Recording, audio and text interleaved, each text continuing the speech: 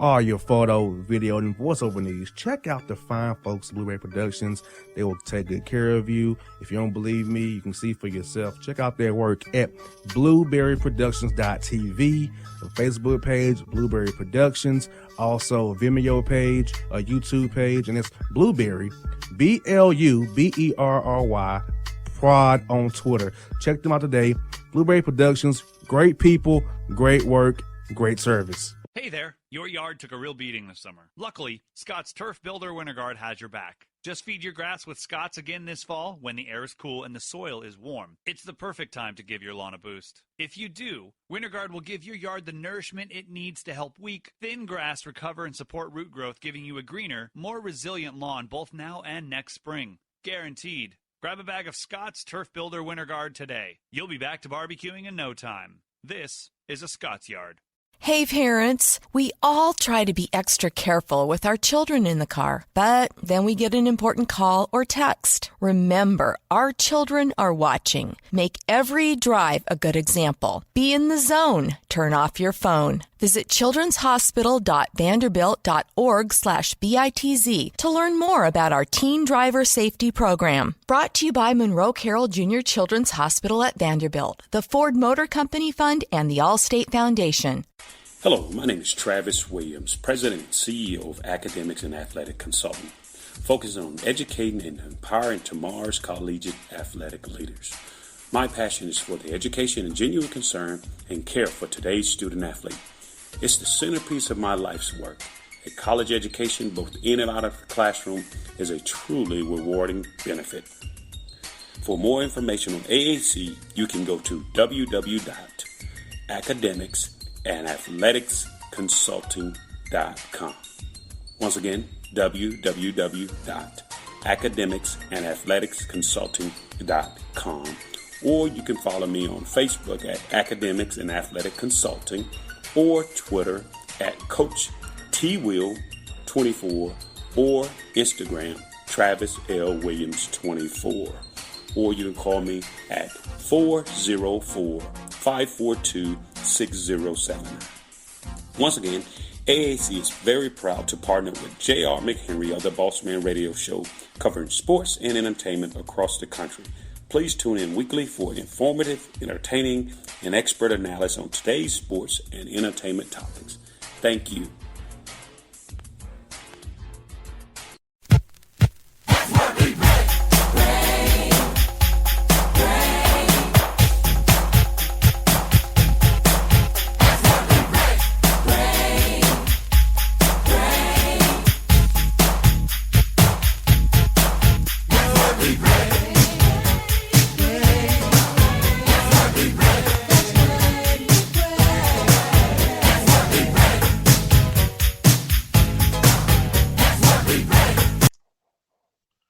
All right, folks, back here on the Bossman Show here at Robert Jones, coach of Norfolk State Spartans out of the MEAC Conference. Coach Jones, first of all, how you and your family doing, man, through all this COVID crisis, man? Everybody doing okay. Everybody's, safe and sound so far. Thank God, and just trying to continue to be safe and sound in these times. Now, Coach, let's go back to March at the MEAC tournament, man, when you all found out when everything was getting shut down. I know for me, it was my birthday, March 11th, when the Hawks and Knicks shut down. I got the text message, we're going to suspend the season.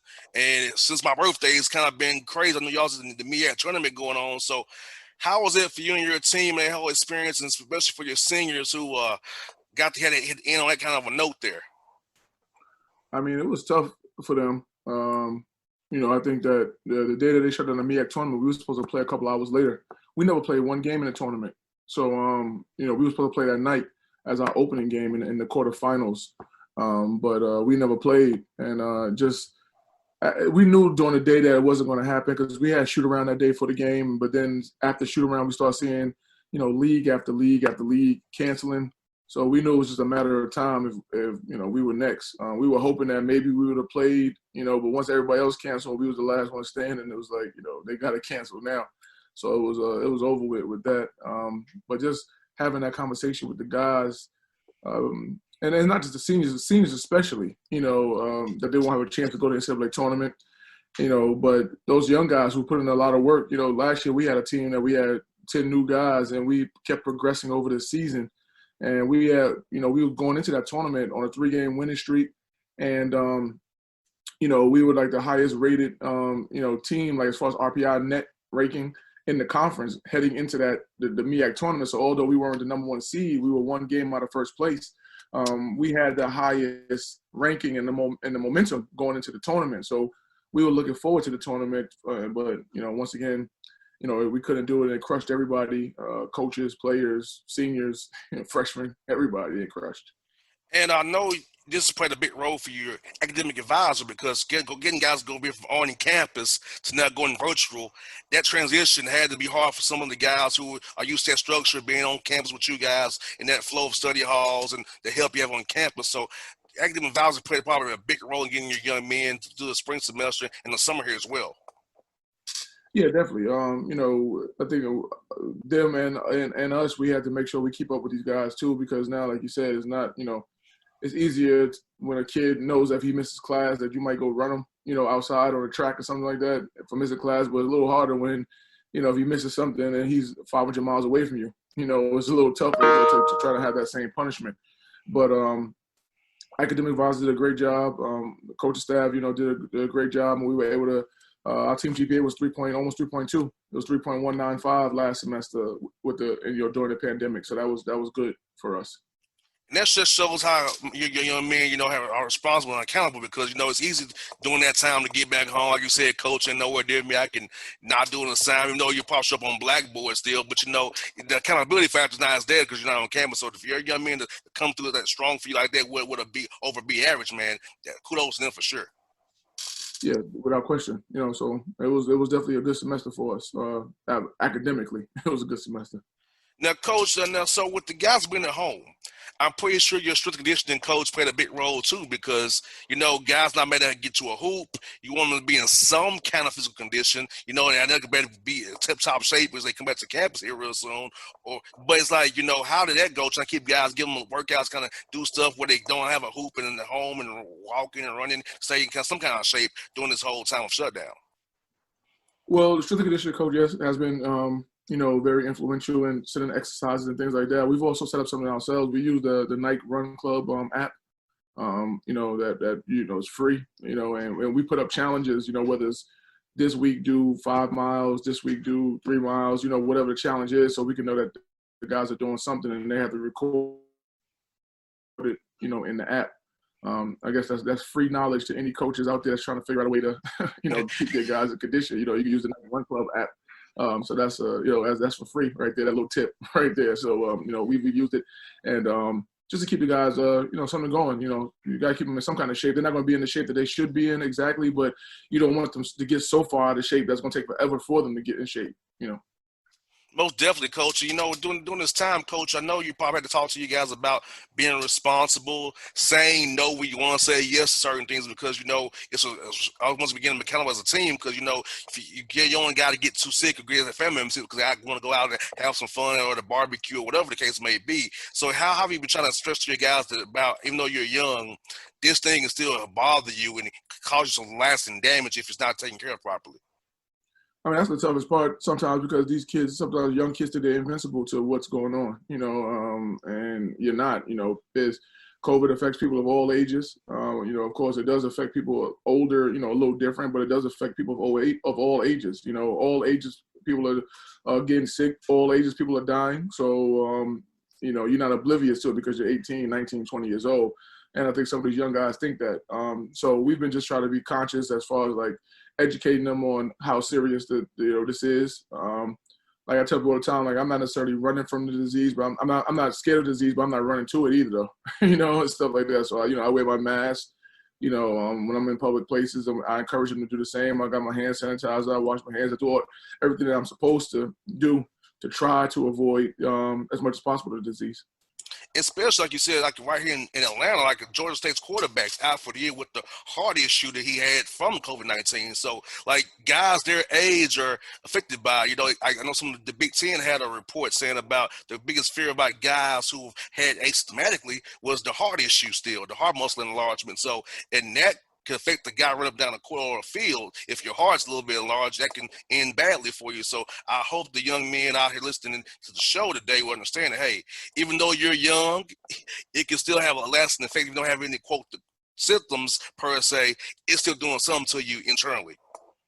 Yeah, without question. I mean, that new thing that they find out about the heart, even though, like you said, you can walk around in the actual COVID, you're not coughing or you're not, lost taste or smell or anything like that. But then the long-term effect with the heart disease is a scary thing. So, just trying to make sure everybody is as safe as possible.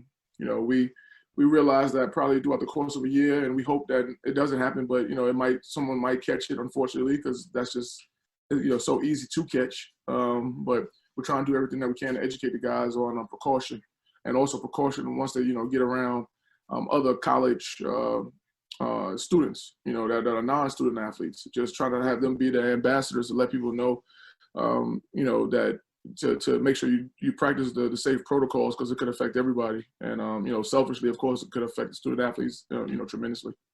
And Coach, looking at, everything here with recruiting wise, have you been expanding your reach? Because everybody's using Zoom now, so have you been able to get into different areas now, not having to travel? You can just Zoom them and show them like the campus virtually now, talk to the family virtually here. So how's that Zoom recruiting been for you guys, and how's it helped you in your future classes here coming up?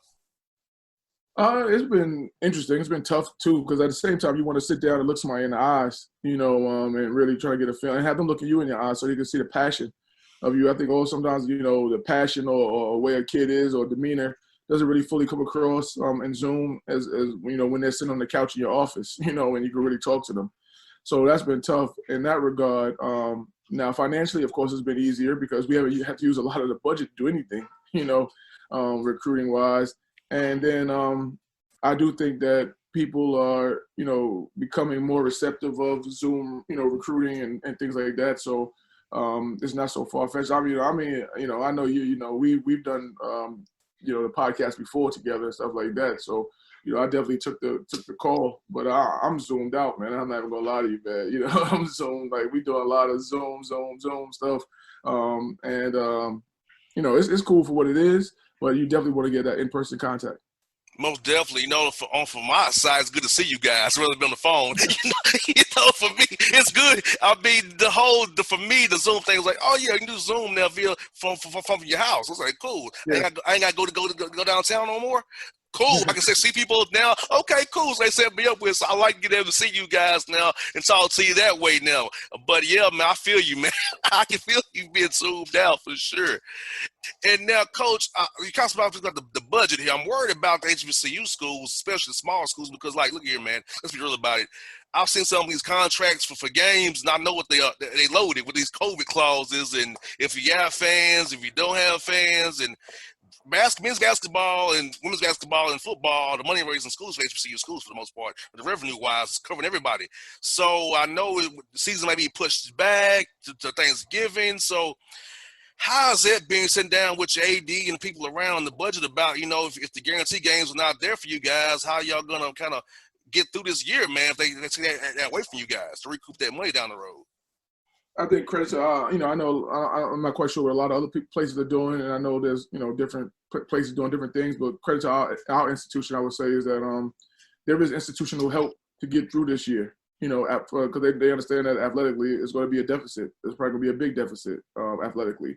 But the institution has helped out with some help covering some of that deficit, so it won't hit us as hard. We haven't had to drop any sports or anything like that I see some other places have done. So credit to the higher ups at Norfolk State for helping athletics. But it's definitely going to be a deficit. I mean, our season, even though it's going to be probably pushed back a couple weeks, more than likely, you can reschedule some of those games and make some things happen, so, we probably won't lose that much revenue. We'll probably lose ticket sales, and I'm not quite sure how many fans and things like that is going to happen. But as far as the games, we'll probably be able to figure that out now. But on the football side of things, that's the tricky part because, they had guaranteed games up themselves.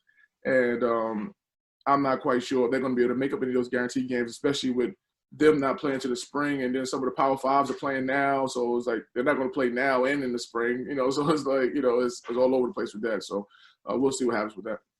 And Coach John, let's just talk about this issue, man. Now that you've been the head coach at HBCU school, a lot of young black men on your roster. So how have you attacked talking to the young men about the social unrest with George Floyd murder, Brown Taylor, Ahmaud Arbery, Ray Sharp, right around my backyard, and other deaths? So how have you attacked that with your young men trying to understand what's going on in our country right now with that side of things as well? I think what, like I've said, and of course, as you probably know, this is a popular question on any interview or anything like that. But the thing that I say, man, and I say it all the time, is that it's being a 41-year-old black man in this country, and teaching, and coaching predominantly African American young men, on my team. This is a conversation that we've had before in the past, before those unfortunate murders of, all those people that you name, George Floyd, and you go down the list, Breonna Taylor, and the shooting of Jacob Blake, and all the other stuff like that, and everything in between, as, we have talked about this before. We talked about this last year, the year before, stuff like that, of just the racial injustice. The thing is that I say is that I think myself, of course, being a little older than them, you kind of grow up and you see different things, growing up, so you kind of seen this story before, and it's like, unfortunately, you almost become numb to it a little bit, and that's unfortunate. But I do think that, like, some of these younger guys, because they play sports, and sports is kind of almost like a racial bridge, like you got black guys, white guys, all on the same court, all on the same field, all on the same team, playing and pulling for each other, that they almost don't realize the full racial injustice that there is in the country. So like now, like, they're seeing this stuff up close and personal, is like making them like fired up, and that's why you see like a lot of the millennials marching and protesting and things like that, because like I think honestly sometimes these younger kids almost forgot there was racism, or didn't believe there was racism. Exactly.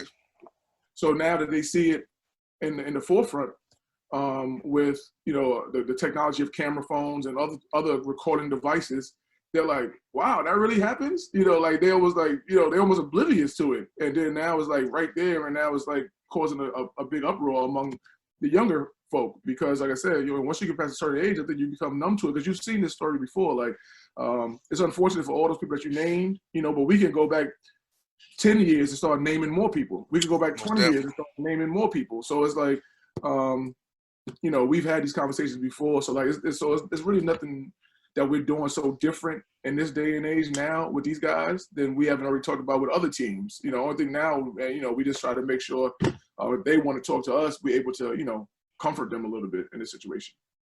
And I know a lot of coaches have talked to me about voting and making sure your team's registered to vote. Is that an initiative you all are pushing for you guys to make sure all you guys registered to vote? Because I know election is very, very crucial and key for a lot of reasons for our people going forward. No, without question. That's one of our big initiatives. And I think we almost got everybody so far. I think we got like 88%, something like that. So we got a couple more guys that got to register. But, like I told people before, I'm not going to tell you who to vote for, because that's not my job. But I do think that you've earned the right to vote. So vote for somebody. Go through the next couple months and decide what candidate, you want to vote for. I'm not, like I said, I'm not telling anybody who to vote for, anything like that, because I think there's flaws on both of those candidates, honestly. There's it could be perceived pros on both of those candidates too. So, you make your decision, but definitely exercise your right to vote, because your ancestors got you that right to vote. And Coach, I'm 33, you're 41, so you know what I'm saying here. Like, for me, I'm the first one in my family to have full rights on paper, per se. My father's born in 31, mom born in 41, so I've older parents. But for them, they didn't want both full rights, and I do. So I feel like I have to push this issue for my parents who didn't have it, because, you and I were born full rights, but our parents were not. So I feel like we got to express it to teach our young men, like, hey, look, it's more than what you think it is, because now it's out there again.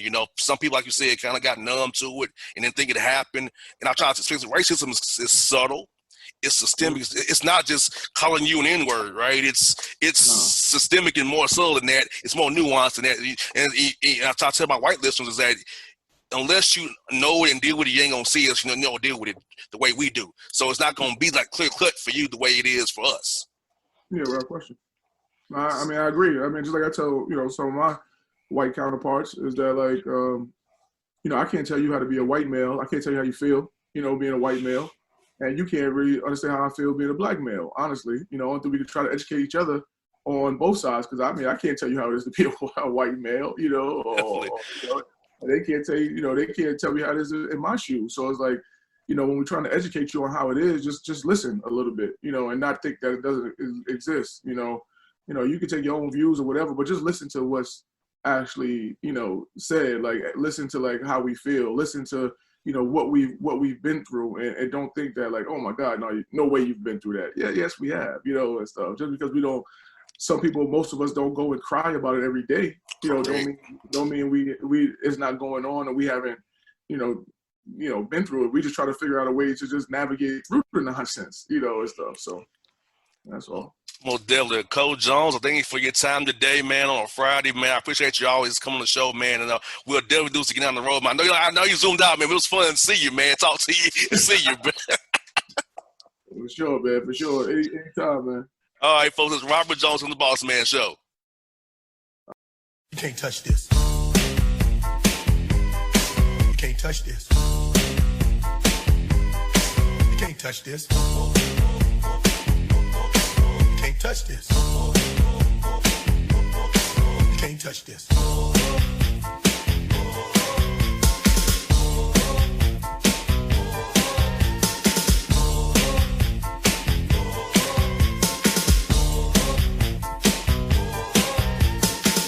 Hip-hop fans, I got a great album for you.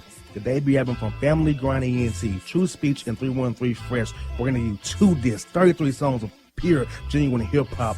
Albums available on iTunes, Amazon, Google Play, illstreetrex.com, and streaming live right now on Rhapsody, Beats Music, Spotify, Xbox Music, Slacker Radio, and SoundCloud. Check them out today, True Speech and 313 Fresh, Family Grind ENT. Believe in it, get it. A gorgeous tan from Suntan City gives you an inner glow that relights the fire when you run into your first crush. Vicky, who was that? An old boyfriend. Lucky you just tanned at Suntan City. Lucky he's single. We're doing lunch tomorrow. Won't be single for long then. During Tour of the City, try all 5 tans, including spray tan, for just $4.99. Restrictions may apply. Click to buy now. Suntan City, let yourself shine. When you're a teen, you finally get to make some of your own decisions. Who are you going to hang out with? What do you want to be? Are you going to glance at that text while driving? Remember, a split second is all it takes for something tragic to happen. Be in the zone. Turn off your phone. Visit childrenshospital.vanderbilt.org/BITZ to learn more about our teen driver safety program. Brought to you by the Monroe Carroll Jr. Children's Hospital at Vanderbilt, the Ford Motor Company Fund, and the Allstate Foundation. It's maybe the night that my dreams might let me know. All the stars are closer. All the stars are closer. Tell me what you gonna do to me. Confrontation ain't nothing new to me. You could bring a bullet, bring a sword, bring a morgue, but you can't bring the truth to me. Alexa, play Kendrick Lamar and SZA. Okay. Maybe the night that my dreams might let me know. All the stars are closer. With Amazon Music, a voice is all you need.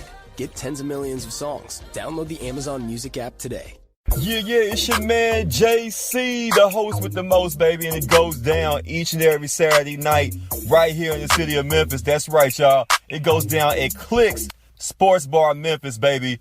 3705 Malco Way, Memphis, Tennessee, 38125. Come out and join us, the Three Kings, each and every Saturday night for the livest karaoke in the city. Everybody gets in free till 10 p.m. Only $5 after. Great food. We got drink specials. We got all kind of games, man. We got the pool tables popping. Whatever you want, we got you, man. Come on out. Have a good time with us each and every Saturday night. That's Clicks Sports Bar, Memphis.